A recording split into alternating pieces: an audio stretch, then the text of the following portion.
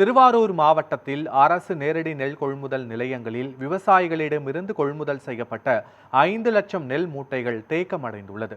திருவாரூர் மாவட்டத்தில் 150 அரசு நேரடி நெல் கொள்முதல் நிலையங்கள் மூலம் இதுவரை 39,000 மெட்ரிக் டன் நெல் கொள்முதல் செய்யப்பட்ட நிலையில் 18,000 மெட்ரிக் டன் மட்டுமே நகர்வு செய்யப்பட்டிருப்பதாக கூறப்படுகிறது. மீதமுள்ள 21,000 மெட்ரிக் டன் நெல் சுமார் 5 லட்சம் மூட்டைகளாக கொள்முதல் நிலையங்களில் தேக்கமடைந்துள்ளதால் தற்போது அறுவடை செய்யும் நெல்லை விற்பனைக்காக கொண்டு வரும் விவசாயிகளுக்கு இடமின்றி சிரமம் ஏற்பட்டுள்ளது.